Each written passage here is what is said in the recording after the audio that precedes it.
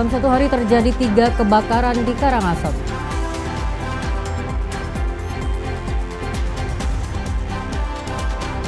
Pertumbuhan ekonomi Bali diyakini tembus 6% pada akhir tahun.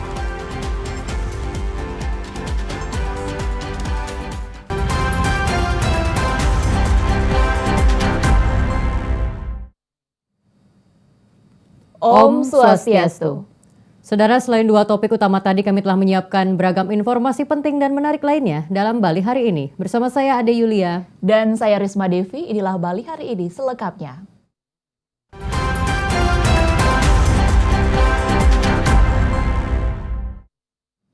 Informasi pertama, Saudara. Dalam satu hari terjadi 3 kejadian kebakaran di kecamatan di Karangasem. 2 diantaranya adalah kebakaran lahan pertanian serta kebun mangga dan mete di Kecamatan Kubu dan Kecamatan Abang. Dalam sehari, petugas pemadam kebakaran Kabupaten Karangasem menangani 3 kejadian kebakaran yang terjadi di tiga kecamatan di Kabupaten Karangasem, yakni kebakaran tempat pembuangan sampah di lingkungan Karangsokong, Subagan, dan 2 kejadian kebakaran lainnya adalah kebakaran lahan yang terjadi di Kecamatan Abang dan Kubu. Di Kecamatan Abang, lahan pertanian milik petani di Banjar Dinas Penggak Sajeng, Desa Labesari, seluas 2 hektar lebih, hangus terbakar. Petugas pemadam kebakaran dibantu warga harus bergerak cepat melokalisir api karena kebakaran lahan tersebut berada sangat dekat dengan rumah warga dan kandang ayam milik peternak di dusun tersebut. Terjadi 3 kebakaran sebenarnya, 3 kebakaran yang kami tangani. Yang pertama itu di Labesari, kebakaran lahan, itu hampir mendekati kandang ayam, jadi segera kami atensi. Kemudian selesai di Labesari, kemudian ada kebakaran lahan juga di Bantas, jadi kita langsung ke sana. Dan sorenya ada kebakaran TPA, sampah di sebelah madrasah di lingkungan Karangsokong. Labesari itu lahan tidak produktif lah, lahan dilalang, dan di Bantas itu lahan produktif, jadi lahan mente yang terbakar itu. Setelah api berhasil dipadamkan, petugas pemadam kebakaran dengan 2 unit mobil pemadam lanjut bergerak menuju ke Banjar Dinas Bantas, Desa Batu Ringgit, Kecamatan Kubu, untuk memadamkan api kebakaran yang menghanguskan lahan perkebunan mangga seluas 3,5 hektar. Andi Hussein melaporkan. Penerimaan pajak di Provinsi Bali hingga Agustus 2024 tercatat mencapai 10 triliun rupiah lebih atau mencapai 63% dari target capaian yang sebelumnya telah ditetapkan. Tingginya penerimaan pajak di Bali hingga bulan ke-8 ini pun dinilai mengindikasikan terjadinya peningkatan aktivitas dan perputaran ekonomi yang cukup signifikan. Dari target penerimaan pajak yang ditetapkan oleh Direktorat Jenderal Pajak Bali sebesar 16 triliun rupiah untuk tahun 2024, penerimaan pajak di Bali hingga bulan Agustus tahun 2024 justru telah menyentuh 10,76 triliun rupiah. Angka tersebut telah mencapai 63% dari target yang sebelumnya telah ditetapkan dan tercatat mengalami pertumbuhan sebesar 28% secara year on year atau tahunan. Menanggapi hal tersebut, pengamat ekonomi Niluh Putu Indiani mengatakan, tingginya penerimaan pajak di Bali pada tahun ini mengindikasikan pertumbuhan ekonomi Bali yang terus bergerak dinamis dan positif. Menurutnya, angka tersebut juga mengindikasikan terjadinya peningkatan aktivitas dan perputaran ekonomi yang cukup signifikan di tengah masyarakat, terlebih jika dibandingkan dengan tahun-tahun sebelumnya. Capaian ini bahkan juga membuktikan bahwa perekonomian Bali sudah sepenuhnya pulih dari dampak pandemi yang sebelumnya melumpuhkan sektor perekonomian Bali. Dengan angka tersebut, target 16 triliun rupiah penerimaan pajak di Bali diyakini dapat tercapai.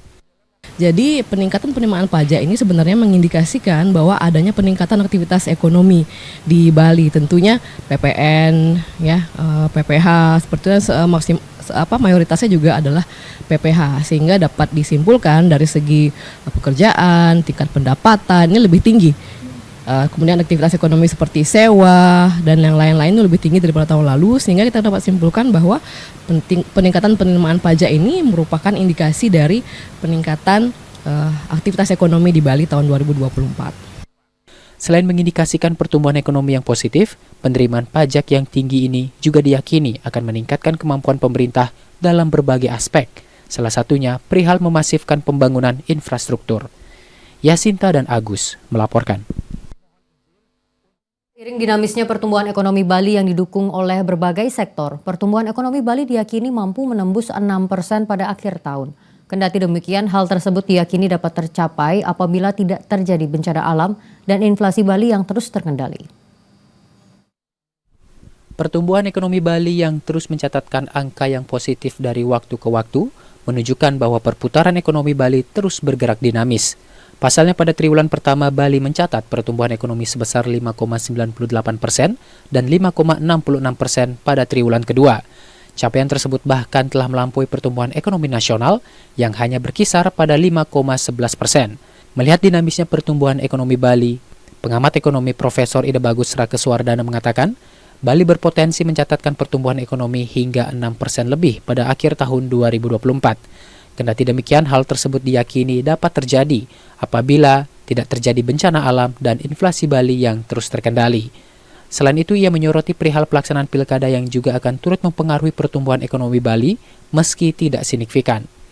Pihaknya menekankan optimisme tersebut dinilai cukup berdasar, terlebih dengan trafik kedatangan wisatawan domestik maupun mancanegara yang terus mengalami kenaikan. Kalau melihat situasi seperti sekarang ini tidak ada gempa, bencana alam, ekonomi kondusif dari sisi infrastruktur dan lain sebagainya, maka saya perkirakan rata-rata pertumbuhan ekonomi di Bali ini bisa lebih dari 6,sekian%, lebih tinggi dari nasional. Saya optimis bahwa Bali ini hampir mendekati 7% kalau situasinya seperti sekarang. Problemnya adalah memang ada dekat dengan pilkada. Pilkada itu bisa secara positif dan bisa negatif. Nah, kalau dia aman, nyaman, banyak tamu datang, banyak orang yang berkualitas datang, maka pertumbuhan ekonomi pasti akan jadi baik. Sementara itu, menurut kantor perwakilan Bank Indonesia Provinsi Bali, terdapat 3 kunci yang dapat mendorong pertumbuhan ekonomi Bali. 3 hal tersebut diantaranya pariwisata, pertanian berkelanjutan, dan digitalisasi. Yasinta dan Agus melaporkan. Polda Bali intensifkan patroli siber saat pilkada. Informasinya usai jeda, tetaplah bersama kami.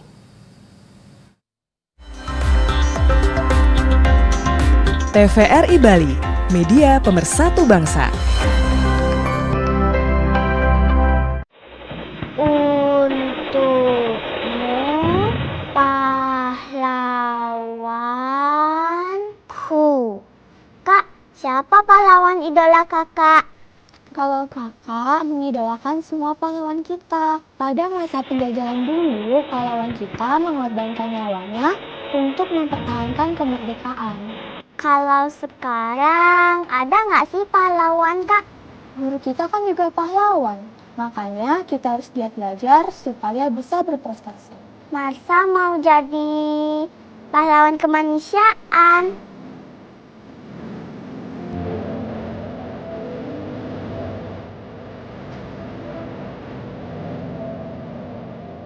Pintar, Marsha. Terima kasih pahlawanku atas jasa-jasa.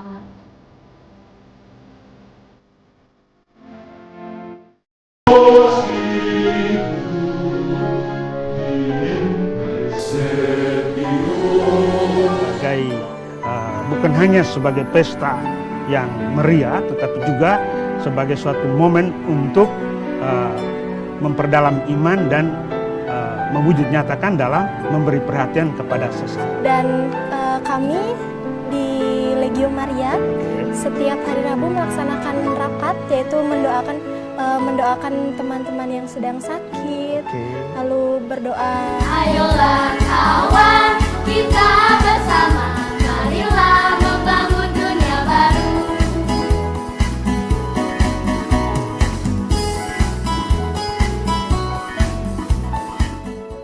Saksikan acara Mimbar Agama Katolik setiap Kamis pukul 15 WITA hanya di TVRI Bali, media pemersatu bangsa.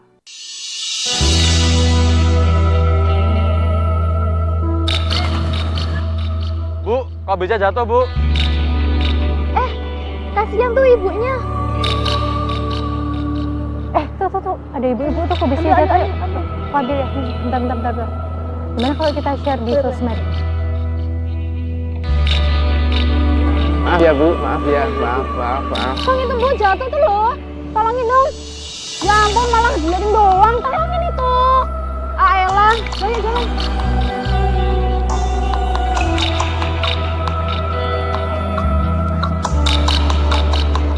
Ini Bu, sama-sama. Bagaimana dengan kita?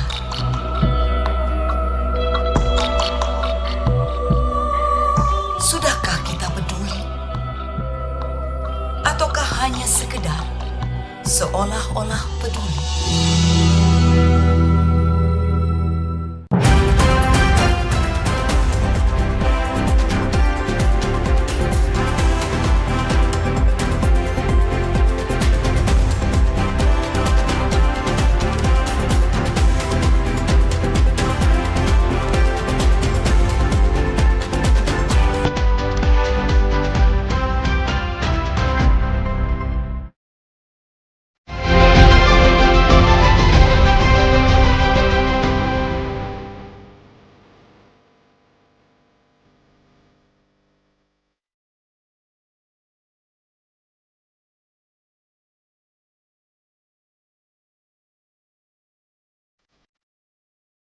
Terima kasih saudara Anda masih menyaksikan Bali hari ini. Calon Gubernur Bali nomor urut 1 Made Mulyawan Arya yang akrab disapa De Gajah siap menuntaskan permasalahan yang terjadi di Kota Denpasar. Di antaranya permasalahan sampah yang kian menumpuk dan kemacetan lalu lintas.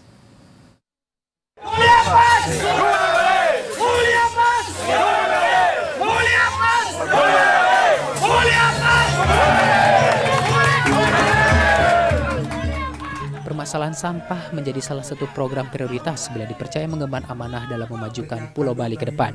Hal ini disampaikan Made Mulyawan Arya atau De Gajah saat mengunjungi para pendukung paslon Gubernur Bali Mulyapas yang tergabung dalam Semeton BJ Tegal Gede Denpasar. Calon Gubernur Pilkada 2024 Made Mulyawan Arya atau De Gajah disambut antusias massa yang sebagian besar Gen Z. Di hadapan para pendukungnya, Made Mulyawan Arya menyampaikan rasa terima kasihnya atas dukungan dalam pemilihan legislatif lalu. Made Mulyawan Arya berjanji jika pasangan Mulyapas diberikan mandat akan menyelesaikan permasalahan yang terjadi di Kota Denpasar. Selain itu, warga berharap jika calon gubernur dan wakil gubernur Bali nomor urut 1 memimpin ke depan dapat lebih memperhatikan masyarakat yang bergerak di bidang usaha mikro, kecil, dan menengah atau UMKM. Kita akan membuat 1.000 startup dengan berbasis UMKM dan pariwisata. Jadi tentunya bantuan support UMKM itu tentunya kita utamakan. Selama ini kan perekonomian itu kan bergerak di UMKM, apalagi pada saat kita COVID kemarin ya. UMKM itu harus kita kembangkan dan bagaimanapun pinjaman lunak untuk UMKM itu juga harus kita utamakan. Jadi itu sudah ada porsi-porsinya dan sudah kita kaji. Program lainnya paslon Mulyapas yang tidak kalah penting yang menjadi perhatian serius diantaranya bidang kesehatan dan pendidikan. Salah satunya menghindari anak putus sekolah dengan program sekolah gratis tingkat SMA dan SMK. Gusti Ngurah Martiase dan Sutarno melaporkan. Pasangan calon gubernur dan wakil gubernur nomor urut 2 Wayan Koster dan Nyoman Giripraste menargetkan perolehan suara di Kabupaten Karangasem sebesar 65%. Penguatan modal bagi pengrajin endek serta pembangunan jembatan di Kecamatan Sidemen segera diwujudkan. Penampilan dan aksi panggung calon wakil gubernur Bali nomor urut 2 Nyoman Giripraste dengan lagunya berjudul Selembadang Mepipis tidak hanya mampu membangkitkan semangat dukungan warga masyarakat, namun lagu ini telah dikenal luas bahkan seluruh pendukung hafal dan ikut bernyanyi bersama Nyoman Giripraste. Di depan ribuan warga Sidemen, pasangan Koster Giri nomor urut 2 memastikan pembangunan Kabupaten Karangasem harus menjadi prioritas di masa yang akan datang agar kabupaten ini mampu mengejar ketertinggalannya dibanding kabupaten lain di Bali dan menargetkan perolehan suara pada Pilkada serentak November mendatang mencapai 65%. Itu yang kita harapkan ke depan Radio Saransani ngiring sekian kayun supaya pemilihan nanti tanggal 27 November 2024 bisa memperoleh suara di Kabupaten Karangasem ini untuk Koster Giri paling tidak 65%. Bali ini tetap eksis, survive, berdaya saing secara berlanjutan. Dan karena itu Tijangnas Ratu dan Saransani, Tijangnas Mandeg Guyuh kompak, bersatu, memilih memenangkan pasangan Koster Giri sebagai Gubernur Wakil Gubernur Bali. Tenun Songket, Tenun Endek menjadi salah satu komodit unggulan Kecamatan Sidemen. Ke depan perlu terus didorong agar lebih maju dan menembus pasar global yang lebih luas. Pembangunan dan renovasi sejumlah wantilan di kecamatan ini perlu segera dilakukan agar mampu menampung krama yang lebih luas. Usai kampanye terbuka di Kecamatan Sidemen, Paslon Koster Giri melakukan kampanye terbuka di Kecamatan Selat dan Kecamatan Rendang, Kabupaten Karangasem. Haris dan Nyoman Bude melaporkan. Polda Bali terus mengintensifkan patroli siber jelang Pilkada serentak 2024 untuk menangkal berita hoaks. Patroli siber dilakukan 1 kali 24 jam. Apabila ditemukan berita bohong, Polda Bali akan segera melakukan penghapusan.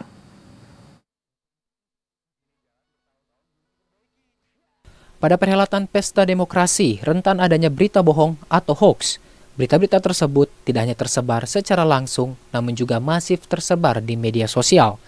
Terkait hal tersebut, Polda Bali terus melakukan pemantauan terhadap berita-berita bohong di media sosial melalui patroli cyber. Melalui Direktorat Cyber seluruh lalu lintas dan aktivitas di media sosial terus diawasi selama 1 kali 24 jam. Selain itu, Polda Bali juga menambah jumlah personel di Direktorat Cyber menjadi ratusan anggota. Apabila ditemukan berita bohong, maka Polda Bali segera menghapus konten maupun berita yang terindikasi hoaks. Patroli cyber dilakukan untuk meminimalisir isu-isu provokatif yang dapat mengganggu Kamtibmas serta mencegah adanya black campaign atau kampanye hitam di media sosial. Itulah langkah-langkah yang sudah kami lakukan dan semoga dengan berdirinya Direktorat Cyber ini kami lebih bisa menanggulangi kejahatan-kejahatan dunia maya yang mungkin kadang-kadang itu dipakai juga nanti dalam rangka pilkada untuk melakukan black campaign dan sebagainya, itu bisa dalam pengendalian dan bisa kami reduksi, tidak berkembang jadi lebih besar. Polda Bali mengajak media untuk terus menyosialisasikan bijak bermedia sosial. Selain itu, Polda Bali juga melakukan Blue Light Patrol selama 24 jam untuk menjaga Kamtibmas selama pelaksanaan Pilkada Serentak 2024. Prisma dan Made Adi melaporkan. Badan Pengawas Pemilu Bawaslu Provinsi Bali akan mempidanakan para paslon jika menggunakan areal tempat ibadah sebagai lokasi kampanye. Hal tersebut ditegaskan anggota Bawaslu Provinsi Bali saat menggelar rapat koordinasi pengawasan pelaksanaan kampanye para paslon bupati dan wakil bupati peserta pemilu kada tahun 2024.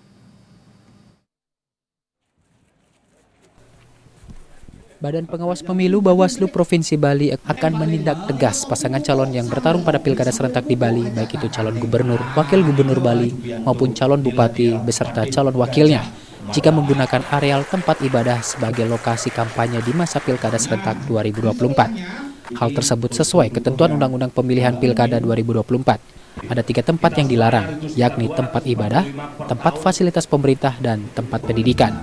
Anggota Bawaslu Provinsi Bali, Koordinator Divisi Penanganan Pelanggaran Data dan Informasi Iwayan Wirke mengatakan, paslon dilarang melakukan kampanye dalam bentuk apapun di tempat ibadah, namun pasangan calon diperbolehkan berada di tempat ibadah hanya untuk melakukan sembahyang tanpa ada embel-embel kampanye lainnya.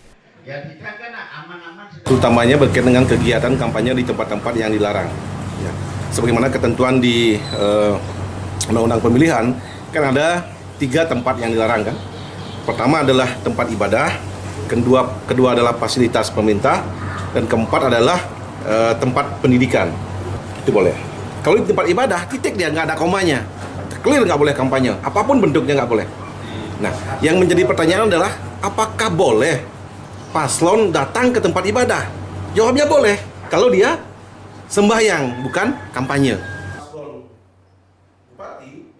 Jika ada paslon yang melanggar larangan tersebut, maka akan dikenakan sanksi tegas.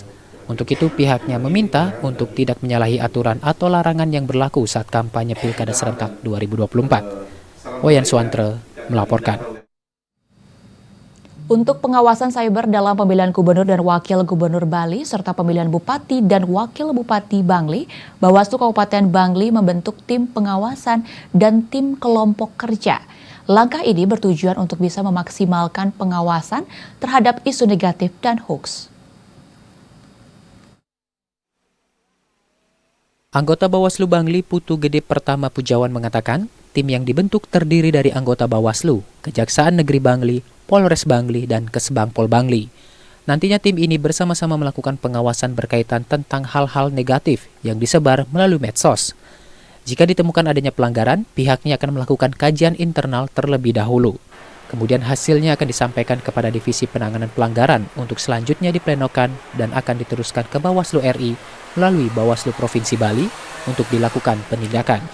Sebagai upaya cegah dini, pihak Bawaslu secara masif melakukan sosialisasi kepada masyarakat, terutama tim kampanye paslon, agar bersama-sama mengedukasi masyarakat untuk menggunakan medsos dengan bijak sehingga tidak terprovokasi oleh isu hoax. Karena tim Pokja itu terdiri dari kepolisian, terus ada juga dari kejaksaan dan juga dari Kesbangpol. Jadi kita akan sama-sama melakukan pengawasan berkaitan tentang hal-hal yang bernuansa negatif yang disebarkan melalui konten-konten di media sosial. Jadi untuk itu kami sangat berharap kepada masyarakat agar secara bersama-sama juga melakukan pengawasan. Pengawasan di medsos sangatlah penting di tengah perkembangan zaman yang semakin maju, sehingga pengawasannya perlu diintensifkan agar kampanye yang menjadi ajang adu ide dan gagasan dapat terlaksana dengan baik dan terhindar dari hal-hal negatif. Putu Ratna melaporkan. Satpol PP menurunkan seluruh baliho pemerintah yang berisi foto Bupati dan Wakil Bupati Karangasem. Hal ini sebagai bentuk netralitas pemerintah, mengingat Bupati Karangasem merupakan calon petahana pada Pilkada 27 November mendatang.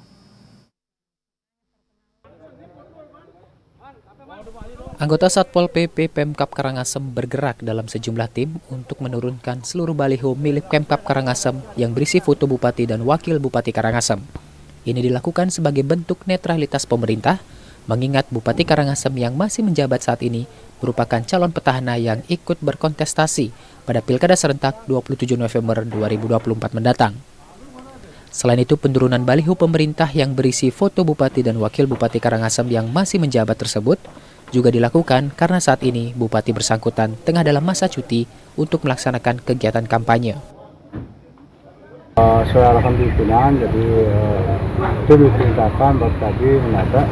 Jadi sesuai arahan dari pimpinan, jadi kita menurunkan baliho maupun spanduk yang ada gambar daripada jabatan Pak Bupati, Pak Wakil, mengingat bahwa Bupati Karangasem hari ini sedang menjalani cuti kampanye dari tanggal 25 sampai 23 November. Diperkirakan ada ratusan baliho pemerintah yang berisi foto Bupati dan Wakil Bupati Karangasem yang tersebar di seluruh kecamatan di Kabupaten Karangasem. Satpol PP menargetkan penurunan baliho tersebut akan tuntas dalam 2 hari. Andi Hussein melaporkan. Persiapan Pilkada Serentak 2024 di Kabupaten Buleleng terus berjalan. Komisi Pemilihan Umum Kabupaten Buleleng telah menerima sebanyak 2.364 kotak suara yang akan digunakan pada Pesta Demokrasi 5 tahunan tersebut.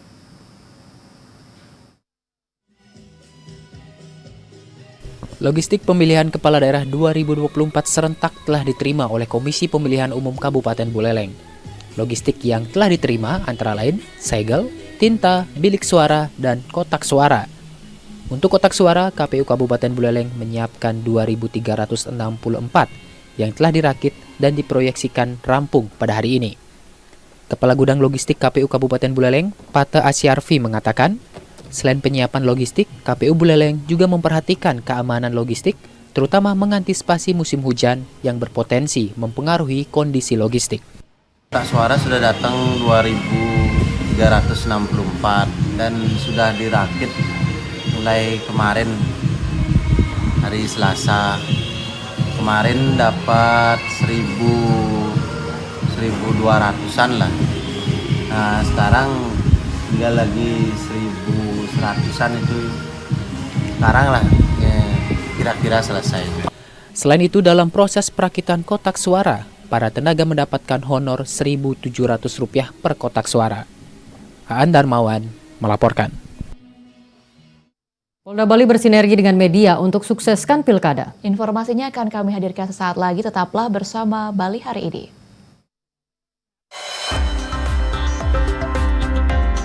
TVRI Bali, media pemersatu bangsa.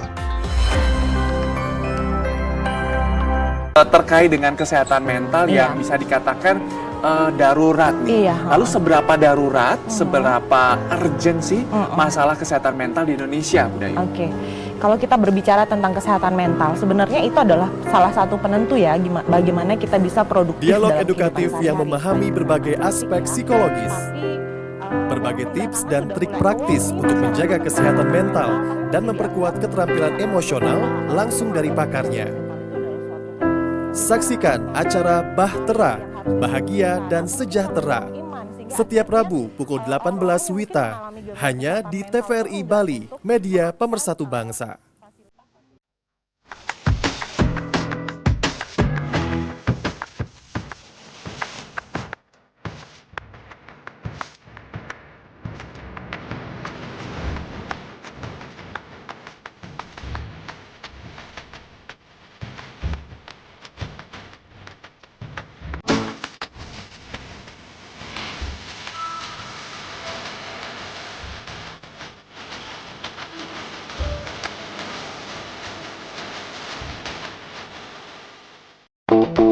Kamu ngaku anak muda Bali. Jangan ngaku orang paling update kalau belum nonton Sekitar Kita. Banyak informasi tentang musik,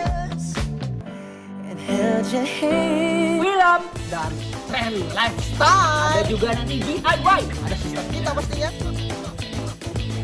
Nah, jangan lupa saksikan Sekitar Kita hanya di TVRI Bali. Kapan tuh? Setiap hari Jumat jam 8 malam. Ada Abdul, ada Belo. Sekitar Kita. Ayo manis, ayo manis, ayo manis.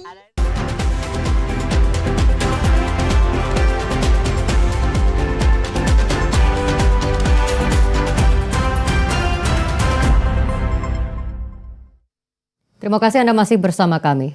Saudara, Polda Bali bersinergi dengan media di Bali untuk menyukseskan Pilkada 2024. Media sebagai salah satu pilar demokrasi menjadi unsur penting untuk menyebarkan berita yang akurat, faktual, dan perdamaian selama tahapan pemilu.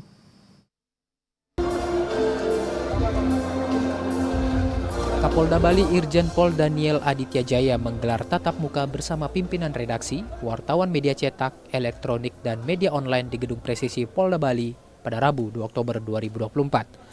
Pertemuan ini menjadi wadah terbuka bagi insan pers untuk menjalin sinergitas antara Polda Bali sukseskan Pilkada Serentak 2024. Kapolda Bali Irjen Pol Daniel Aditya Jaya mengatakan, pada momentum Pilkada Serentak 2024 ini, media sebagai salah satu pilar demokrasi diharapkan dapat menjalankan tugas dan fungsinya untuk menyajikan berita-berita yang faktual, aktual, dan bertanggung jawab. Polda Bali juga mengajak awak media untuk membangun sinergitas dan bersama-sama menjaga Kamtibmas selama pelaksanaan tahapan Pilkada Serentak 2024. Media sebagai kontrol sosial juga diharapkan bekerja secara profesional dan independen, bersikap netral, sehingga informasi yang disajikan kepada masyarakat tidak menimbulkan mispersepsi. Kapolda mengajak seluruh awak media untuk turut serta mendukung program Polri sukseskan Pilkada Serentak yang digelar pada 27 November 2024 mendatang. Sebagai mitra strategis, Polri dan PES adalah dua mitra yang saling membutuhkan dan harus saling bekerjasama untuk mencapai tujuan yang sama, yaitu menciptakan keamanan ketertiban di Provinsi Bali tetap kondusif dan kenyamanannya dan keimanan bagi kenyamanan dan keamanan kehidupan masyarakat di Bali. Pelaksana tugas Ketua Persatuan Wartawan Indonesia PWI Provinsi Bali, Iwayan Dire Arsana menegaskan, pers di Bali mendukung Pilkada damai. Dirinya menambahkan, pesta demokrasi ini diharapkan dapat melahirkan pemimpin yang tepat, bertanggung jawab, dan solutif atas permasalahan yang terjadi di Bali. Dirinya juga mengapresiasi langkah Polda Bali untuk terus bersinergi dengan pers untuk sukseskan Pilkada Serentak mendatang. Di tengah ramainya masa kampanye yang sampai hari Minggu pertama ini sangat damai, mungkin kami tegaskan bahwa pers di Bali mendukung Pilkada damai. Dukungan ini kami tegaskan karena kami yakin, kami berharap Pilkada ini melahirkan pemimpin yang efektif bagi Bali, pemimpin yang peka terhadap Bali, dan pemimpin yang bersolusi atas masalah Bali. Saat ini kurang lebih terdapat 500 profesi pers di Bali. Melalui kegiatan ini, kemitraan antara Polda Bali dan pers dapat terus terjalin untuk mendukung pesta demokrasi di Bali. Prisma dan Made Adi melaporkan. Menjelang Pilkada serentak pada 27 November 2024, KPU Kabupaten Badung terus menggencarkan sosialisasi untuk meningkatkan partisipasi masyarakat dalam menggunakan hak pilihnya. Salah satu metode yang cukup unik dan inovatif adalah pemanfaatan budaya lokal melalui kegiatan Gerebek Pasar.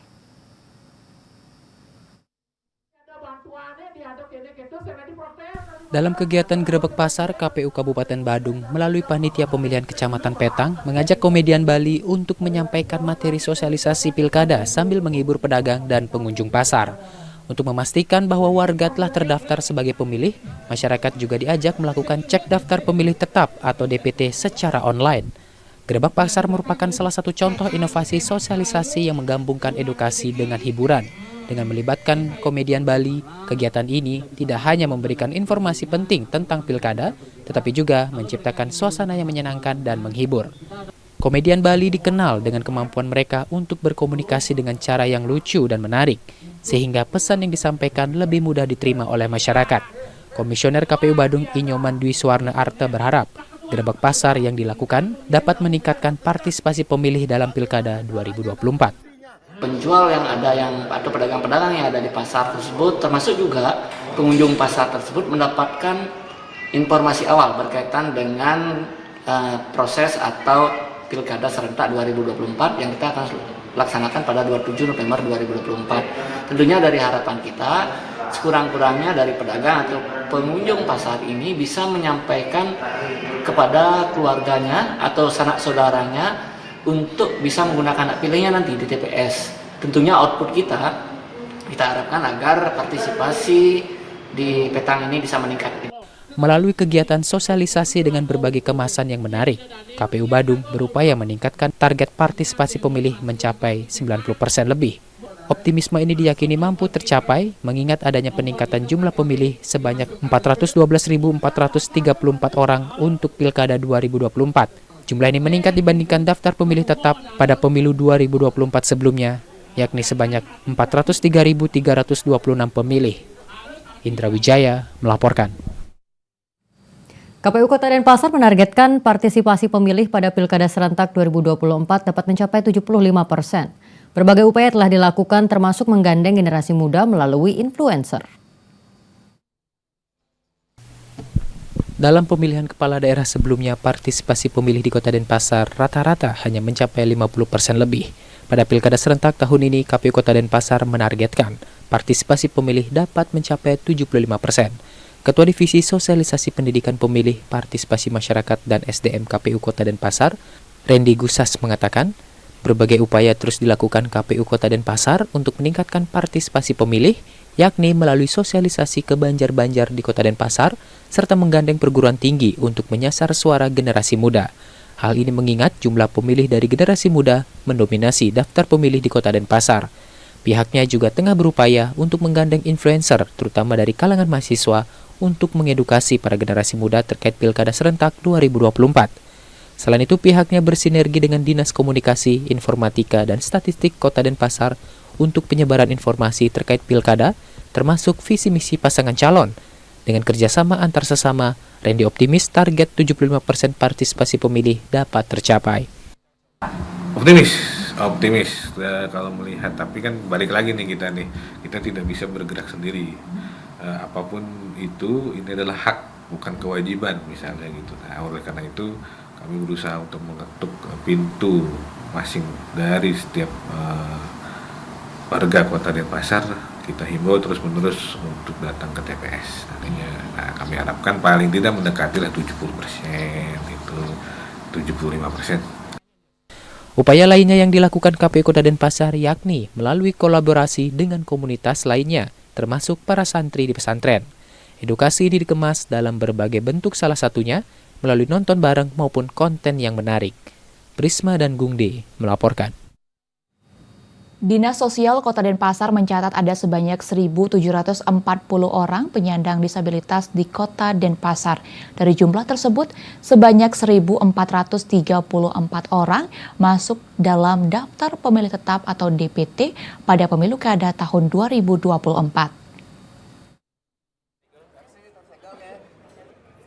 Kepala Dinas Sosial Kota Denpasar Laksmi Saraswati mengatakan, selama ini penyandang disabilitas masih mengalami beberapa kendala dalam memberikan hak pilihnya, seperti kurangnya pendampingan di TPS, sulitnya akses ke lokasi karena tidak ada yang mengantar, dan bagi disabilitas tunarungu mengalami kesulitan bahasa.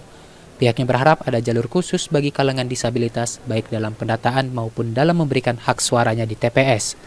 Harapan pemilu kali ini agar bisa dibuat lebih inovatif, namun tetap transparan, jujur, adil, dan pasti saja mengedepankan asas demokrasi, terutama untuk penyandang disabilitas. Jadi penyandang disabilitas agar diberikan pemahaman, terutama pendampingan, juga termasuk keluarganya, agar bisa memberikan semangat untuk datang ke TPS. Sementara itu, Ketua Bawaslu Kota Denpasar, Ibu Tuhardi Sarjana mengatakan, pihaknya mendapatkan laporan dari masyarakat bahwa pada pelaksanaan pemilu yang lalu ada perlakuan diskriminatif terhadap pemilih dari kelompok difabel. Untuk itu, saat pembentukan pengawas TPS PTPS, pihaknya akan memberikan penekanan agar PTPS dapat ramah terhadap difabel. Yang berharap masyarakat Denpasar yang memang menggunakan hak pilihnya maupun artinya petugas bisa mensetarakan pemilih baik itu difabel maupun masyarakat umum. Kita pun di Bawaslu nantinya ke depan di saat pembentukan PTPS kita akan memberikan sebuah himbauan langsung. Mungkin waktu ini yang juga langsung memberikan himbauan supaya nantinya TPS bisa ramah difabel. Bawaslu Kota Denpasar juga akan merangkul Gerhana Wanasena untuk mendata tempat kelompok disabilitas memilih. Hal ini agar penyalur hak pilih para difabel dapat terakomodir dengan baik. Sugiarto melaporkan. Kepala Daerah Serentak tahun 2024 nampaknya membawa angin segar bagi pariwisata di Bali, khususnya di Kabupaten Karangasem. Sejumlah kegiatan yang diselenggarakan penyelenggara pemilu dan juga sejumlah partai yang menggunakan fasilitas di Karangasem mampu meningkatkan hunian maupun pendapatan hotel. Momentum Pilkada Serentak tahun 2024 berdampak positif bagi perkembangan kepariwisataan di Kabupaten Karangasem. Sejumlah rapat-rapat yang digelar partai, organisasi, penyelenggara, dan pihak lainnya selama tahapan Pilkada berlangsung yang menggunakan venue hotel meningkatkan sektor meeting, insentif, convention and exhibition atau MICE di kawasan wisata di Karangasem. Pengamat pariwisata Karangasem I Gusti Agung Bagus Krisna Putra mengakui kontestasi Pilkada tahun 2024 ini telah meningkatkan pendapatan hotel maupun restoran di kawasan wisata di Candidase. Kegiatan terkait pemilu yang melibatkan ratusan orang dan menggunakan fasilitas hotel bersangkutan tentu saja akan semakin menggairahkan kembali industri pariwisata. Khususnya bagi hotel-hotel yang mempunyai market di MICE ya, seperti kami di Puri Bagus, kebetulan juga punya market MICE juga, dan juga ada teman-teman yang lain sangat signifikan berpengaruh juga. Karena sering sekali ada kegiatan-kegiatan meeting yang dilakukan oleh instansi seperti Bawaslu dan KPU dan juga pemerintahan lainnya juga. Event Pilkada 2024 diharapkan mampu memberi kontribusi positif terhadap sektor kepariwisataan sekaligus mendorong pertumbuhan ekonomi masyarakat sekitar. Putra Widyarsana melaporkan.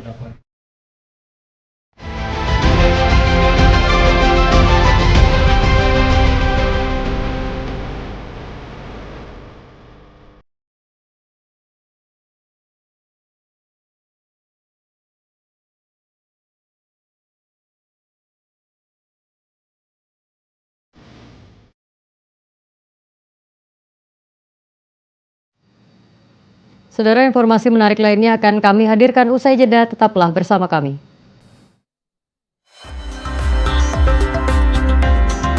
TVRI Bali, media pemersatu bangsa.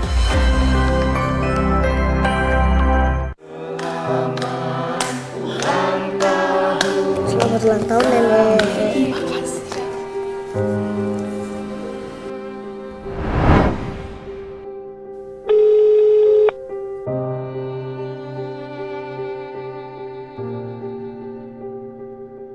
Nak, tidakkah kau ingat hari ini?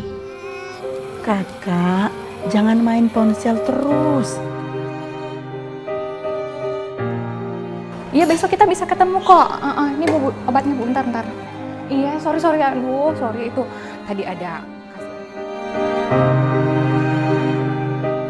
Hari ulang tahunku, kenapa tidak ada yang ingat?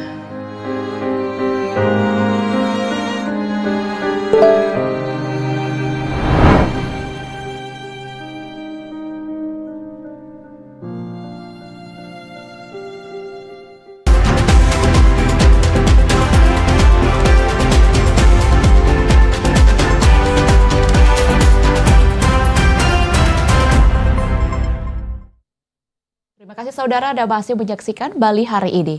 Dirjen Imigrasi Kemenkumham RI meyakinkan 90 autogate yang dioperasikan di Bandara Internasional Gusti Ngurah Rai akan beroperasi maksimal. Sementara penjabat Gubernur Bali menyambut baik pengoperasian autogate yang akan meningkatkan pelayanan kepada wisatawan. 90 mesin autogate di Bandara Internasional I Gusti Ngurah Rai resmi dioperasikan oleh Dirjen Imigrasi Kemenkumham RI. Mesin autogate ini akan memudahkan dan memperlancar kedatangan wisatawan di Bandara Ngurah Rai karena hanya membutuhkan waktu 15 detik untuk pemeriksaan dokumen kewarganegaraan paspor setiap orangnya. Namun mesin autogate ini hanya dapat digunakan untuk paspor yang telah mengajukan visa melalui aplikasi e-visa sebelum masuk ke Indonesia. Dari uji coba yang telah dilakukan, autogate di Bandara Ngurah Rai mencapai kesuksesan sebesar 98%. Dirjen Imigrasi Kemenkumham RI, Silmi Karim, usai meluncurkan autogate Bandara Ngurah Rai di Nusa Dua, mengatakan, mesin autogate ini akan berjalan baik termasuk antisipasi jika terjadi kondisi tidak terduga. Keamanan data juga dijamin karena menggunakan server yang terpercaya. Sementara itu, pejabat Gubernur Bali Sangmade Mahendra Jaya dalam sambutannya mengatakan, keberadaan autogate imigrasi di Bandara Ngurah Rai sangat membantu wisatawan yang datang ke Bali dengan memberikan pelayanan bertaraf internasional yang dapat menopang peningkatan kedatangan wisatawan. Sangmade Mahendra Jaya mengungkapkan, hingga September 2024, jumlah wisatawan yang datang ke Bali mencapai 4 juta orang. Dan mengucapkan terima kasih, di Bali sudah ada sekarang autogate yang ini tentu kan sangat luar biasa manfaatnya dan mengurangi antrian, karena memang kita nggak mungkin suatu keniscayaan untuk kita tidak menggunakan dengan perkembangan teknologi yang luar biasa, kita memanfaatkan teknologi. Protokol backup ya, dan sejauh ini berjalan dengan lancar dengan tingkat sukses 98%, ya, sehingga sudah tidak menjadi suatu isu. Bahkan negara lain itu tingkat keberhasilannya hanya 90%, kita 98%. Dan bahkan yang paling menarik kan adalah anak kecil usia 6 tahun saat ini sudah bisa melewati autogate yang tadinya minimum 14 tahun. 90 mesin autogate tersebut masing-masing 30 unit beroperasi di terminal keberangkatan dan 60 unit di terminal kedatangan internasional. Hingga kini ada 3 gerbang masuk Indonesia yang telah dilengkapi mesin autogate, yakni Bandara Internasional Soekarno-Hatta, Pelabuhan Batam, dan Bandara Internasional I Gusti Ngurah Rai dengan total 200 mesin autogate. Bandara Ngurah Rai adalah yang terbanyak memiliki fasilitas autogate disusul Bandara Soekarno-Hatta. Yuda Maruta melaporkan. I Gusti Ngurah Rai Bali mendapat tambahan frekuensi rute penerbangan menuju Hong Kong dari maskapai internasional. Hal ini mendorong trafik kedatangan wisatawan mancanegara ke Bali melalui Bandara Ngurah Rai.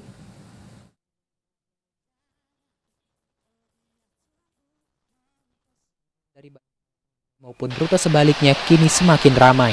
Hal ini seiring dengan bertambahnya maskapai penerbangan internasional yang membuka rute baru, salah satunya rute dari Hong Kong menuju Bandara Internasional I Gusti Ngurah Rai Bali.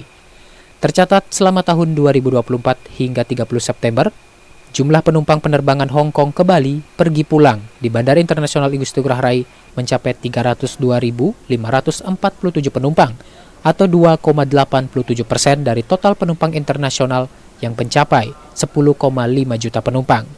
Sementara jumlah kedatangan penumpang melalui tempat pemeriksaan imigrasi TPI Ngurah Rai rata-rata mencapai 18.000 hingga 21.000 orang per hari. Untuk memperlancar lalu lintas pemeriksaan pelaku perjalanan udara dari luar negeri, pihak imigrasi Bandara Ngurah Rai pun kini mulai mengoperasikan 90 autogate yang juga sudah bisa diakses oleh anak-anak usia 6 tahun. Dari sebelumnya hanya bisa digunakan anak-anak minimal usia 14 tahun, termasuk memperlancar fast track. Sekarang kalau masalah fast track ini autogate solusi fast track. Oke, jadi untuk bisa menggantikan. lewat cepat kan, tinggal tempel keluar 15 detik. Ya. Dan bahkan yang paling menarik kan adalah anak kecil usia 6 tahun saat ini sudah bisa melewati autogate yang tadinya minimum 14 tahun. Hingga 27 September 2024, tercatat sebanyak 4.722.771 warga negara asing melintas masuk melalui Bandara Ngurah Rai.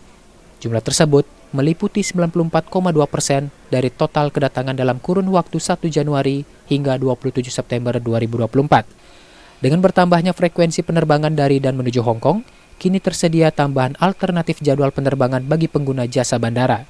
Rute penerbangan langsung Hong Kong ke Bali maupun sebaliknya melalui Bandara Ngurah Rai saat ini dilayani oleh 3 maskapai internasional, yakni Cathay Pacific, Hong Kong Airlines, dan Indonesia Airsia. Indra Wijaya melaporkan. Tenun Samarinda merupakan salah satu kerajinan tenun yang ada di Kalimantan Timur. Kampung wisata tenun Samarinda yang berada di Samarinda seberang menjadi lokasi untuk melihat langsung proses pembuatan tenun Samarinda.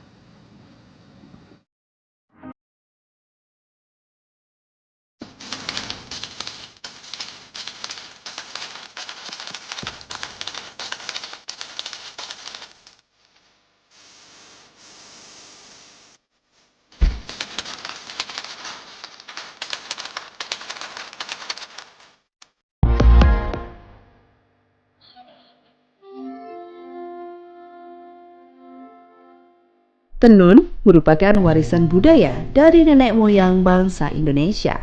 Hampir setiap wilayah di Indonesia memiliki kerajinan tenun dengan kekhasannya masing-masing. Tidak terkecuali dengan Kalimantan Timur yang juga memiliki kerajinan tenun, salah satunya tenun Samarinda.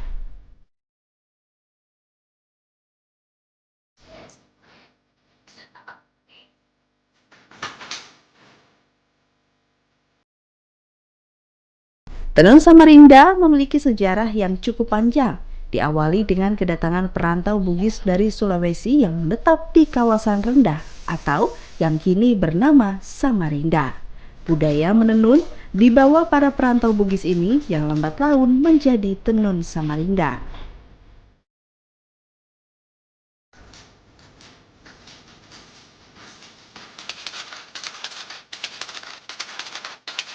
Tenun Samarinda dibuat dengan cara yang unik, yakni menggunakan alat tenun bukan mesin atau ATBM, maupun menggunakan alat tradisional yang disebut gedokan.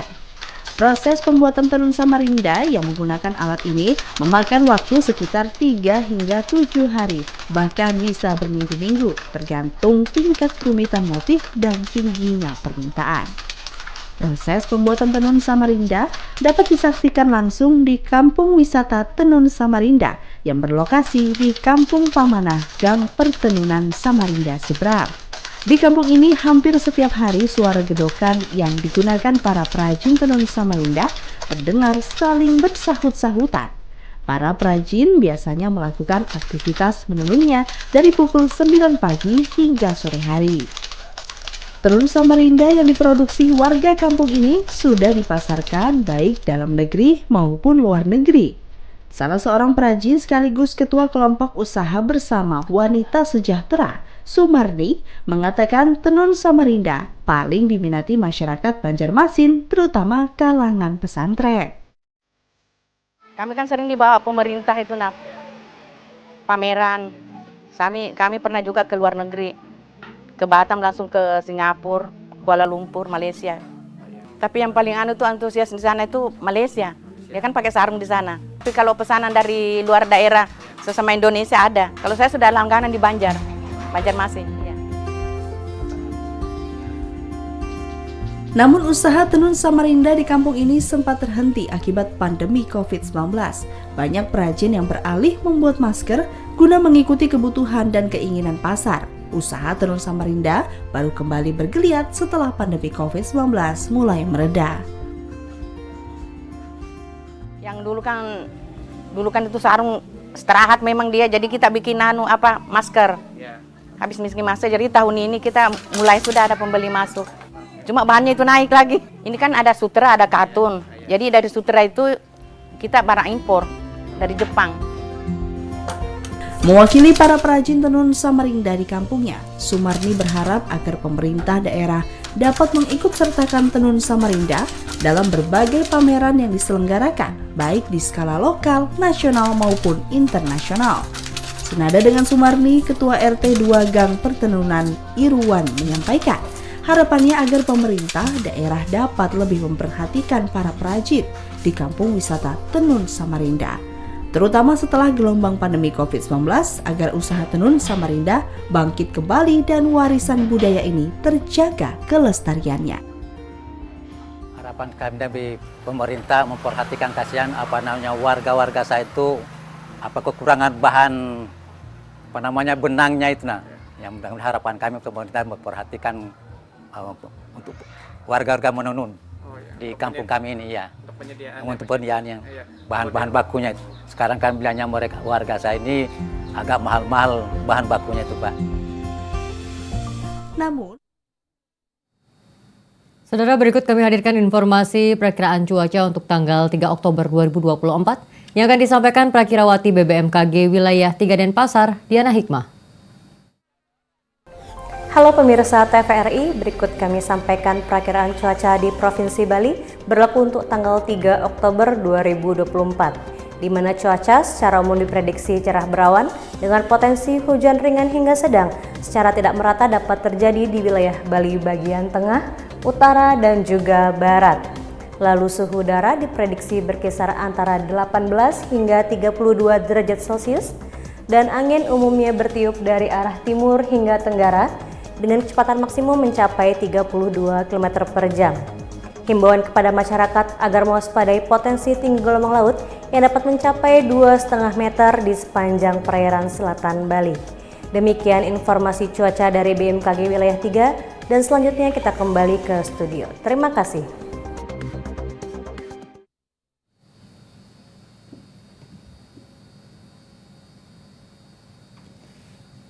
Saudara, demikian Bali hari ini. Kami juga turut mengucapkan Selamat Hari Batik Nasional. Dan dengan demikian, siaran TVRI Bali dapat Anda saksikan melalui aplikasi TVRI Klik dan via satelit Telkom 4. Kami mewakili kerabat kerja yang bertugas pamit undur diri. Terima kasih atas perhatian dan kebersamaan Anda. Tetap saksikan TVRI, media pemersatu bangsa. Sampai jumpa. Om Santi, Santi, Santi Om.